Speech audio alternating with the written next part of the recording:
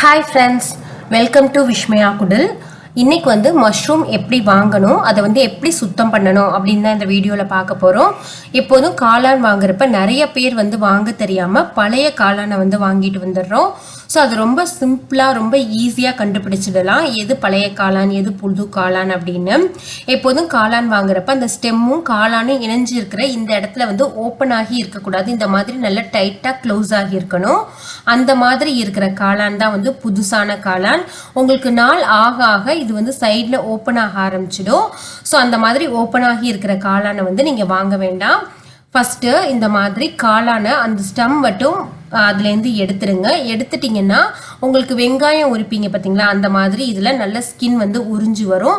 இந்த மாதிரி உரிச்சு வச்சாலே நல்ல வெள்ளையாக உங்களுக்கு வந்து காளான் அழகாக இருக்கும் பார்க்கறதுக்கு. அது இல்லாமல் நம்ம தண்ணியில் வந்து காளான் போடக்கூடாதுங்க. ஏன்னா காளான் அதிகமான தண்ணியை வந்து உறிஞ்சிக்கும். ஸோ நீங்கள் வந்து ஸ்டோர் பண்ணி வைக்கிறப்ப சீக்கிரமாகவே அது கெட்டு போயிடும். அதனால இந்த மாதிரி உரிச்சு வச்சிங்கனாலே நீங்கள் போதும். நீங்கள் சமைக்கிறப்ப லைட்டாக அலசிட்டு சமைக்கலாம். இன்னொன்று, அந்த காளானில் இருக்கிற நம்ம தண்டு எடுத்து வச்சுருக்கோம்ல, அதுலேயும் இந்த மாதிரி நம்ம பிச்சு வச்சுக்கலாம். இப்போ இந்த காளான் பார்த்திங்கன்னா நல்ல புதுசு மாதிரி எவ்வளோ ஒயிட்டாக அழகாக இருக்குது பாருங்கள். ஸோ இந்த மாதிரி க்ளீன் பண்ணிட்டு தான் நம்ம ஸ்டோர் பண்ணியும் வைக்கணும்.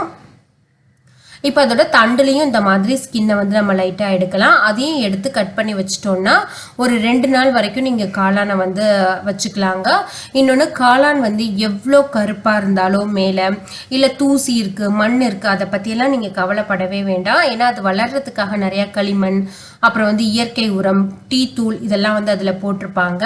அதுதான் இந்த மாதிரி இருக்குது. ஸோ நம்ம வந்து அந்த ஸ்கின்னை பிச்சுடுறப்பயே எல்லாமே போயிடும். ஸோ காளானோட கலரை வச்சு நீங்கள் வந்து பழசா புதுசா அப்படிங்கிறத வந்து முடிவு பண்ண வேண்டாம். அதோட அந்த ஜாயிண்ட் வந்து ஓப்பன் ஆகியிருக்கா க்ளோஸ் ஆகியிருக்கா அதை மட்டும் பார்த்துக்கோங்க.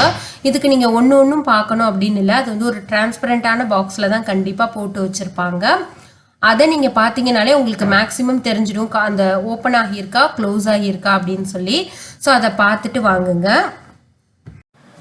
நீங்கள் காளானை வாங்கிட்டு வந்து ஒரு 3 நாளைக்கு அப்புறம் தான் சமைக்க போகிறீங்கன்னா அப்படியே ஒரு கவர் மாதிரி அதில் பேக் பண்ணி கொடுத்துருப்பாங்க.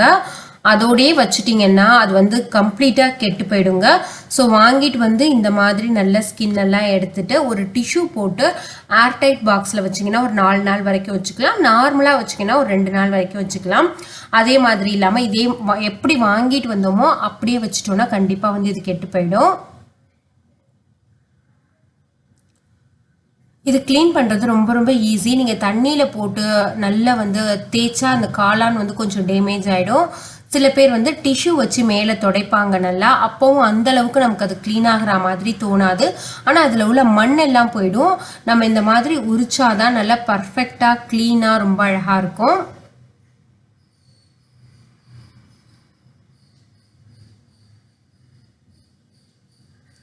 ஸோ இப்போ வந்து நான் எல்லா காளானையுமே உரிச்சு வச்சுட்டு அதோட தண்டில் இருக்கிற அந்த தோலையும் எடுத்துட்டேன். இதை வந்து 2ஆவோ 4ஆவோ கட் பண்ணி நம்ம ஸ்டோர் பண்ணிட்டோம்னா நல்லா இருக்குங்க. அந்த காளான் வந்து எத்தனை நாள் வச்சுக்கலாமோ 4 நாள் வச்சுக்கலாம். அந்த எக்ஸ்பைரி போட்டிருப்பாங்க.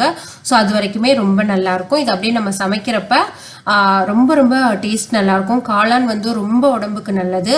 இன்னொன்று, நீங்கள் காளான் சமைக்கிறப்ப தண்ணி சேர்க்கவே வேண்டாம். ஏன்னா காளான்லேருந்தே அதிகப்படியான தண்ணி வந்து உங்களுக்கு வெளியில் வரும் சமைக்கிறப்பவே. ஸோ அதை வந்து காளான் வந்து சமைக்கிறப்ப நீங்கள் பார்த்துக்கோங்க. இதே மாதிரி தண்டையும் நான் 2 கட் பண்ணி வச்சுக்கிறேன். இதை வந்து ஒரு ஏர்டைட் பாக்ஸில் போட்டு க்ளோஸ் பண்ணி வச்சுட்டோன்னா சூப்பராக இருக்கும். ஆனால் நான் வந்து இன்றைக்கி உடனேயே சமைக்க போகிறேன். இன்றைக்கி வந்து உங்கள் எல்லாருக்குமே தெரிஞ்சுக்கும் காளான் எப்படி வாங்கணும் எப்படி க்ளீன் பண்ணணும் அப்படின்னு. இந்த வீடியோ வந்து உங்களுக்கு யூஸ்ஃபுல்லாக இருந்ததுன்னா லைக் பண்ணி ஷேர் பண்ணுங்கள். இன்னொரு வீடியோவில் உங்களை நான் மீட் பண்ணுறேன். தேங்க்யூ ஃப்ரெண்ட்ஸ், பாய்.